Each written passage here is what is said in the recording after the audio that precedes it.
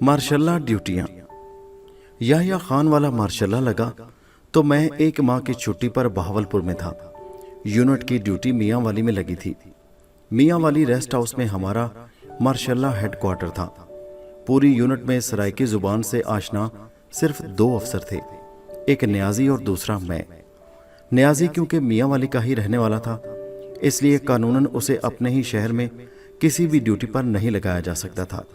लिहाजा मेरी छुट्टी ख़त्म करके मुझे फ़ौरन मियाँ वाली पहुँचने का हुक्म मिला और आते ही मुझे कहा गया कि फ़ौरन मियाँ वाली जेल जाकर मुजरिमों को अहकामात के मुताबिक कोड़े लगवा कर आओ।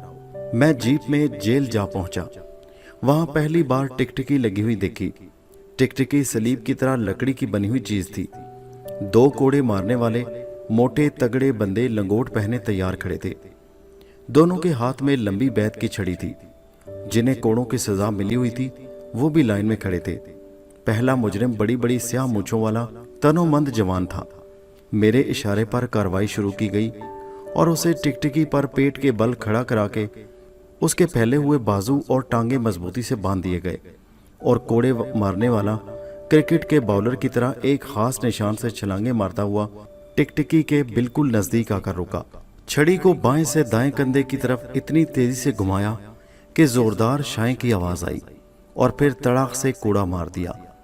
जैसे ही उसने पहला कोड़ा मारा, मैंने कोड़ा मारने वाले को अपने पास बुलाया और उससे कहा कि मुझे ऐसा लगा है कि तुमने कोड़ा मारते हुए पूरी ताकत इस्तेमाल नहीं की। अगर मुझे दोबारा ये महसूस हुआ कि तुमने हाथ नरम रखा है तो इस मुजरिम को उतार कर पहले तुम्हें 5 लगवाऊंगा। मुझे उसका इख्तियार नहीं था, बस उसे डराने के लिए ऐसा कहा।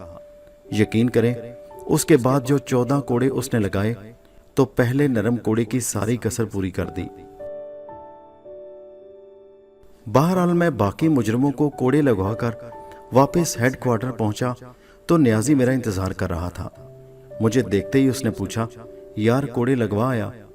तो मैंने उसे बड़ी मूंछों वाले को लगने वाले पहले नरम कोड़े के बारे में पूरा किस्सा सुना दिया। वो सर पकड़कर बैठ गया। कहने लगा, जालिम, तूने ये क्या कर दिया? वो मूंछों वाला मेरा सगा चाचा है। मैंने ही कल रात कोड़े मारने वाले की मिन्नतें की थी कि चाचा की बारी पर हाथ जरा हौला रखना। मुझे कुछ दिनों के लिए पब्लिक शिकायत डेस्क की ड्यूटी पर बिठा दिया गया। वहां कई दिलचस्प केस सामने आए। एक रोज एक नौजवान लड़की बुर्का पहने हुए आई और ज़ारो की तार रोने लगी। जो ही उससे पूछते कि हुआ क्या है तो और धाड़े मारने लगती। जब थोड़ा जी हल्का हो गया तो उसने बताया कि उसकी भाभी ने उसको थप्पड़ मारा है। खोदा पहाड़ निकली चूहिया। मजीद गुफ्तो शनीद से पता चला कि वो एक रिटायर्ड एसपी की बेटी है। मैंने टरखाने के लिए उससे कहा कि तुम घर जाओ, हम तुम्हारी भाभी के खिलाफ एक्शन लेंगे। तो वो वहीं फर्श पर आलती पालती मारकर बैठ गई। कहने लगी, मैं यहाँ से उस वक्त तक जाने वाली नहीं हूँ जब तक आप मेरी जालिम भाभी को पकड़कर यहाँ नहीं लाते और उसे सुलाहों के पीछे बंद नहीं कर देते।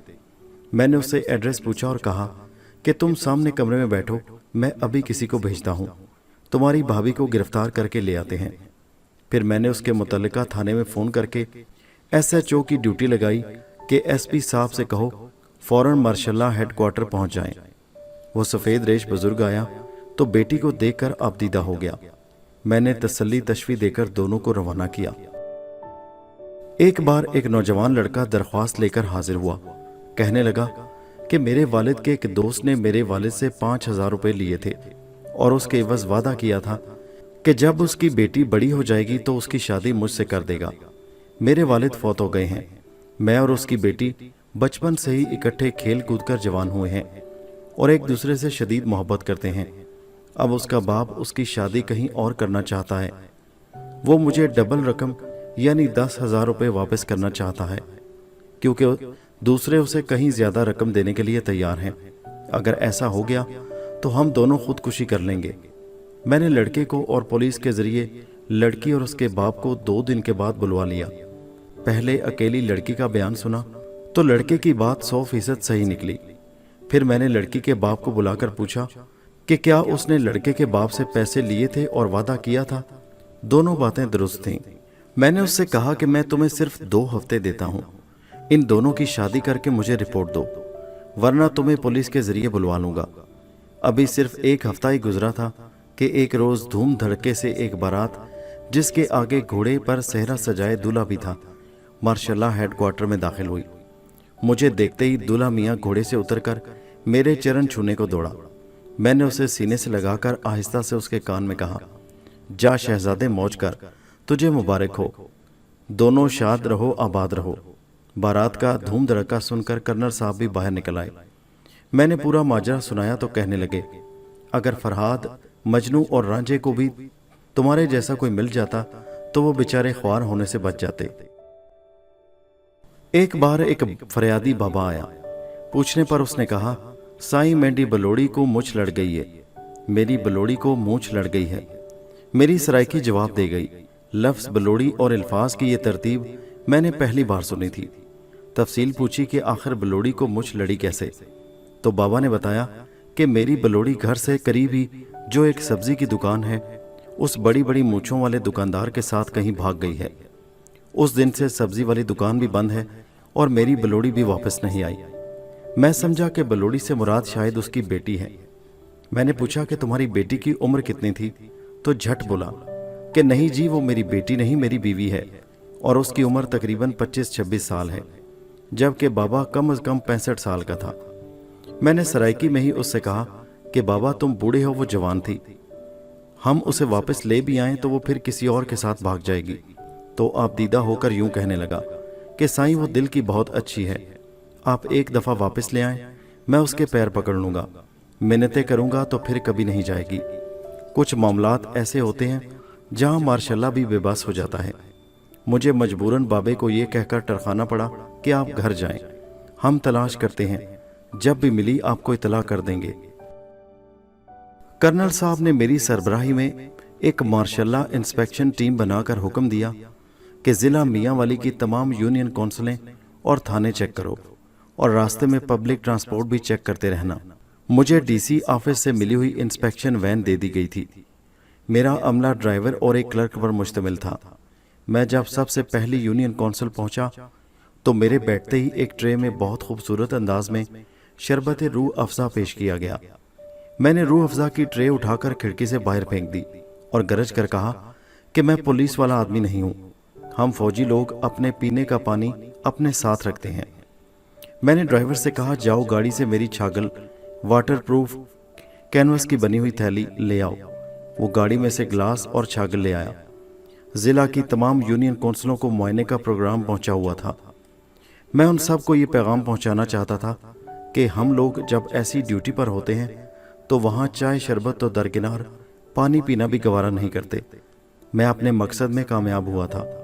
रूह अफ़ज़ा फेंक देने की बात ज़िला की तमाम यूनियन कौंसिलों में पहुंच चुकी थी, इसलिए किसी ने भी दोबारा हमें पानी तक पूछने की जुर्रत न की। चेकिंग करते करते जब मैंने रोखड़ी की यूनियन कौंसिल का अकाउंट चेक किया तो इमारत की तामीर पर बहुत ज़्यादा अखराजात दिखाए गए थे, जबकि उसकी पूरी छत में रेलवे की पटड़ी बतौर गार्डर और रेलवे के लकड़ी के स्लीपर चीर कर कड़ियों का काम लिया गया था और यह सब चोरी का माल था। गांव की तमाम नालियां सिर्फ कागज़ों में पक्की बनी हुई थी। इसके अलावा कागज़ों में ही अवामी मकामात पर 8 अदद नलके लगवाए गए थे। एक नलके पर उस वक्त 1 लाख से ज़ायद अखराजात आते थे। मैंने अभी पैदल चलकर 2 नलकों की जगह को ही देखा था कि चेयरमैन बोल पड़ा कि 8 नलकों में से कोई भी ज़मीन पर मौजूद नहीं है। मैंने कर्नल साहब से फ़ोन पर तफसील से बात की कि अगर हम इसके खिलाफ केस बना दें तो ज़्यादा से ज़्यादा उस बूढ़े चेयरमैन को चंद कोड़ों और 1-2 साल की कैद हो जाएगी। गांव की नालियां कच्ची ही रहेंगी और लोग इन नलकों से भी महरूम ही रहेंगे। हम क्यों ना ऐसा काम करें कि इस इलाके के लोग हम सबको हमेशा अच्छे अल्फाज में याद रखें। उन्होंने मुझे खुली छुट्टी दे दी कि तुम्हें जो अच्छा लगे वही करो। मैंने उस चेयरमैन के सामने 2 रास्ते रखे, एक था कैद और 15 कोड़े और दूसरा रास्ता ये था कि गांव की वाहिद कच्ची मस्जिद को शानदार बड़ी पक्की मस्जिद में तब्दील करना है। उसमें एक नलका और 4 बाथरूम्स भी बनवाने हैं। 8 नलके जो पब्लिक मकामात पर नहीं लगवाए थे वो अब लग जाने चाहिए और तमाम नालियां भी पक्की करवानी हैं। उसने कहा, साईं जो आपने कहा है मैं उससे ज़्यादा करवा दूंगा, لیکن میرے خلاف کیس نہ بنائیں۔ اس سارے کام کے لیے میں نے اسے 1 مہینے کا وقت دیا اور بتایا کہ میں درمیان میں بھی اچانک چکر لگا کر چیک کروں گا۔ 2 ہفتے بعد میں نے واپسی میں چکر لگایا تو تینوں پروجیکٹس پر زور و شور سے کام جاری تھا اور تقریباً 50 سے 60% کام ہو چکا تھا۔ ہائی کمان سے آرڈر آیا کہ لوگوں نے ماشاء اللہ حکم کی تعمیل کرتے ہوئے تھانوں میں جو ذاتی اسلحہ جمع کروایا تھا اسے آرمی افسر کی نگرانی میں واپس کر دیا جائے۔ داؤد خیل تھانے کو میں نے اطلاع دی ہوئی تھی کہ فلاں دن میں آؤں گا اور میری نگرانی میں اسلحہ واپس کیا جائے گا۔ میرے آنے سے پہلے تمام انتظامات مکمل ہونے چاہیے۔ عین طے شدہ وقت پر میں نے تھانے دار کو فون کر کے بتایا کہ میں آج میٹنگ میں مصروف ہوں، اس لیے نہیں آ سکوں گا، تم خود ہی اسلحہ تقسیم کر دو۔ اسے یہ کہہ کر میں خود داؤد خیل روانہ ہو گیا۔ تھانے کے نزدیک کچھ لوگوں کو میں نے اسلحہ سمیت جاتے دیکھا تو انہیں روک لیا اور پوچھنے پر پتہ چلا کہ تھانے دار 100 روپے فی رائفل اور 50 روپے فی پستول کے حساب سے رشوت لے کر اسلحہ واپس کر رہا ہے۔ میں نے ان لوگوں کو واپس تھانے جانے کو کہا اور خود اچانک تھانے دار کے سر پر پہنچ گیا۔ اس کے دراز کی تلاشی لی تو نوٹوں سے بھرا ہوا پایا۔ سپاہیوں کو بھیج کر جن جن سے رشوت لی گئی تھی انہیں پیسے واپس کیے اور تھانے دار کے خلاف کیس بنوا کر اسے معطل کروا دیا گیا۔ تلہ گنگ روڈ پر ہی بہت دور دراز کے علاقے میں میاں والی کی وہ آخری یونین کونسل تھی۔ جب میں وہاں پہنچا تو شہر کے سرکردہ لوگ ریسٹ ہاؤس میں پہلے سے ہی موجود تھے۔ نارمل چیکنگ کے بعد میں نے ان سے عادتاً پوچھا کہ عوام الناس کی کوئی ایسی مشکل بتائیں جسے ماشاء اللہ حل کر سکے۔ پتہ یہ چلا کہ اس شہر میں پانی کی شدید کمی تھی۔ زمین کے نیچے پانی انتہائی گہرائی میں تھا۔ وہاں سے پانی نکالنے کے لیے کثیر سرمایہ کی ضرورت ہوتی تھی، اس لیے پورے شہر میں امیر ترین 2-3 گھرانوں میں ہی نلکے لگے ہوئے تھے۔ شہر سے کافی دور ایک جگہ ریلوے نے یہ بندوبست کیا ہوا تھا کہ روزانہ 1-2 پانی کے ٹینکر دور کہیں سے لائے جاتے تھے اور وہاں سے پیشہ ور لوگ گدھوں، موٹر سائیکل پر اور دیگر طریقوں سے جیری کینز اور کنستروں کے ذریعے پانی شہر میں لا کر فروخت کرتے تھے۔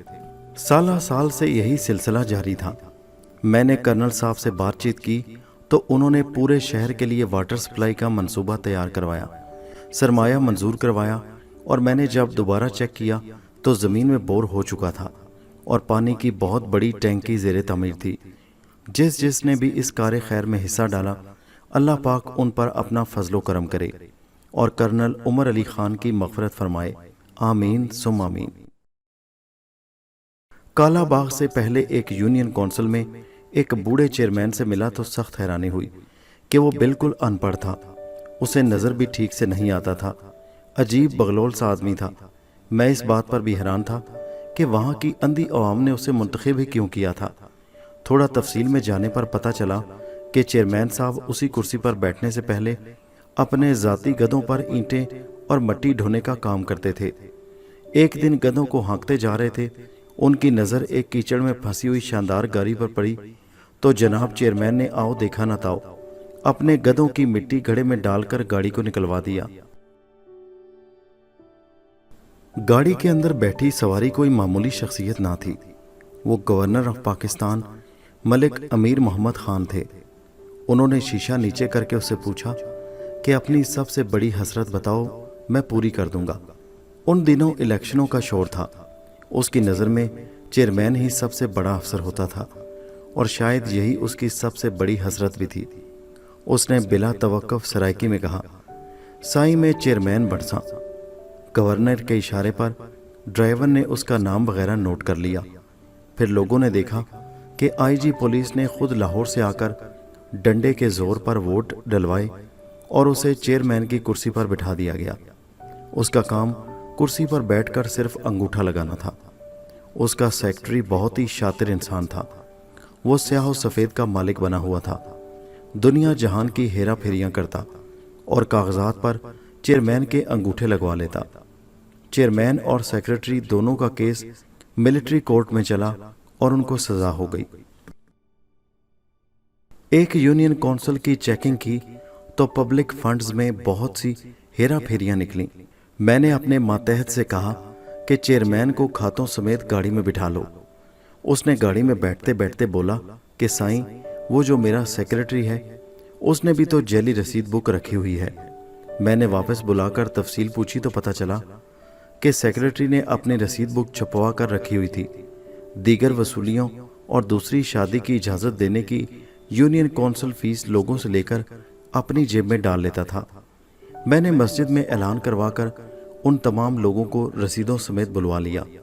चेयरमैन की बात दुरुस्त निकली, इसलिए सेक्रेटरी को भी गाड़ी में बिठा लिया गया। हम तो डूबे हैं सनम, तुमको भी ले डूबेंगे।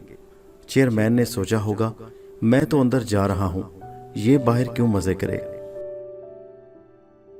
एक दिन की छुट्टी साथ मिलाकर मैं बस अड्डे से फैसलाबाद वाली बस में सवार हुआ। वहां मेरे एक कज़न गुलाम मोहम्मद आबाद कॉलोनी में रहते थे और कर्नल FPLE वाली यूनिट की ड्यूटी फैसलाबाद में लगी हुई थी। मैंने मार्शल्ला हेडक्वार्टर फैसलाबाद में अपने दोस्तों से भी मिलना था। बस जो ही मियाँ वाली से रवाना हुई तो मैंने महसूस किया कि बस बहुत ही कम रफ्तार से रेंग रेंग कर चल रही थी। मैं ड्राइवर के बिल्कुल पिछले वाली सीट पर बैठा हुआ था। मैंने ड्राइवर से पूछा कि क्या इंजन में कोई खराबी है, तुम इतना रेंग रेंग कर क्यों चला रहे हो। तो उसने जवाब दिया, सर अभी परसों ही तो आपने तेज़ चलाने पर मेरा चालान किया है, अभी तो उसके पैसे अदा नहीं किए, डरता हूँ कोई नया मुकदमा ही ना खड़ा हो जाए। मैंने कहा कि आज मेरे इख्तियार में नहीं है, वगरना एक चालान मुकर्रर रफ्तार से कम चलाने और सवारियों को ख्वार कराने पर हो जाता।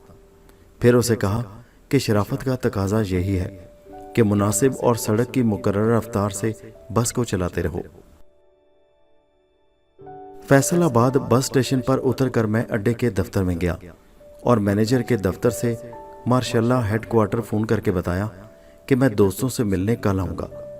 दफ्तर से बाहर निकलकर मैं रिक्शा या टैक्सी के स्टैंड की तरफ जाने लगा तो मैनेजर ने पूछा, सर आपको कहाँ जाना है। जब मैंने बताया तो उसने कहा कि उसका घर भी गुलाम मोहम्मद आबाद में है और वो भी घर जा रहा है। अगर मैं बुरा ना मानूं तो वो मुझे मेरी मतलूबा जगह उतार देगा। उसने अपनी गाड़ी में मुझे लिफ्ट दी और मेरे कज़न के घर उतार दिया।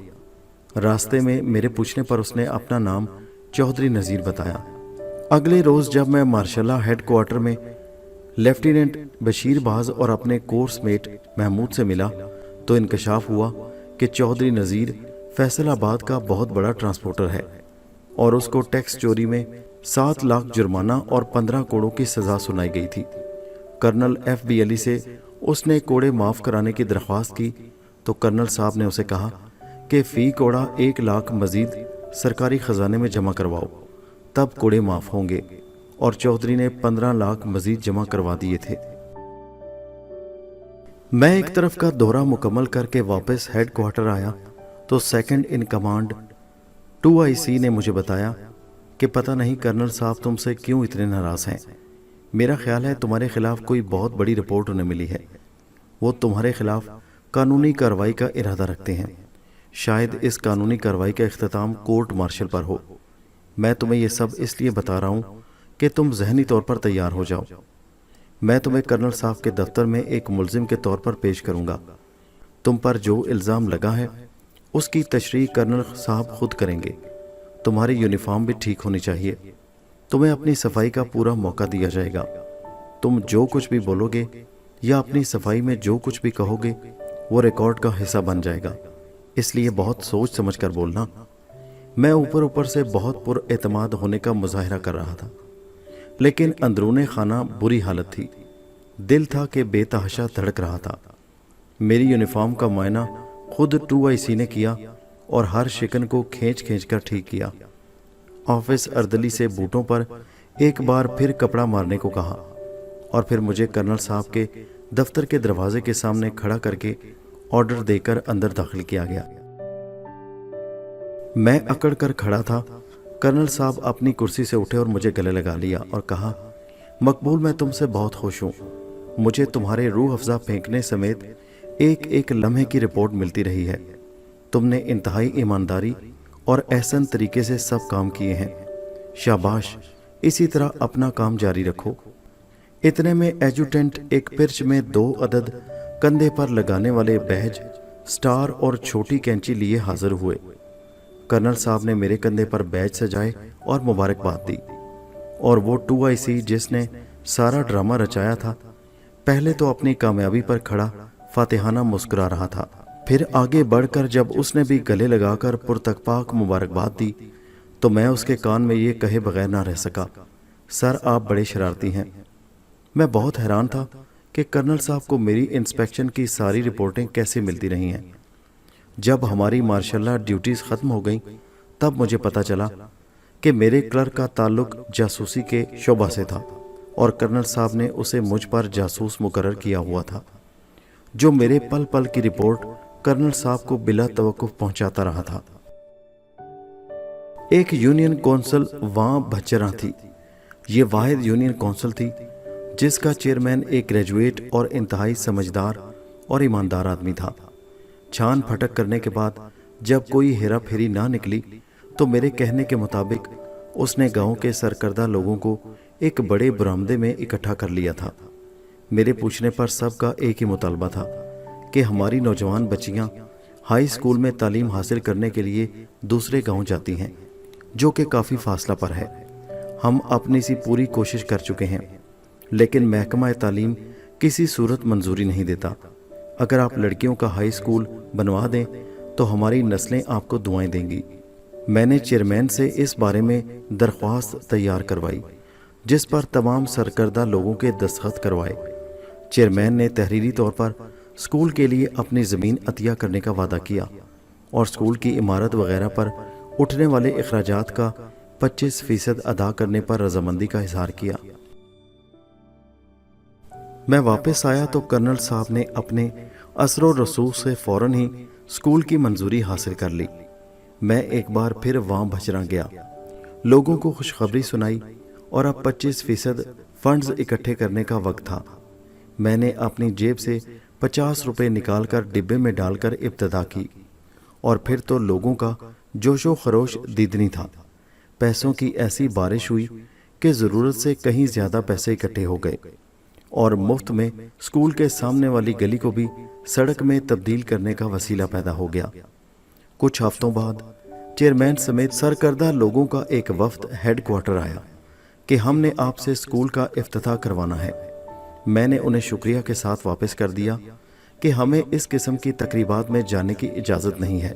बाद में मुझे पता चला कि उन्होंने स्कूल में मेरे नाम की तख्ती मेरे मना करने के बावजूद लगवा दी थी। कई साल बाद मेरे इल्म में ये बात भी आई कि चेयरमैन मलिक मुमताज़ पंजाब असेंबली में MPA बन गए थे और अब पता चला है कि 2017 में उनका इंतकाल हो गया है। इन्ना लिल्लाहि व इन्ना इलैहि राजिऊन। ये भी खबर मिली है कि बच्चियों का वो हाई स्कूल अपनी पूरी आन बान के साथ जारी व सारी है।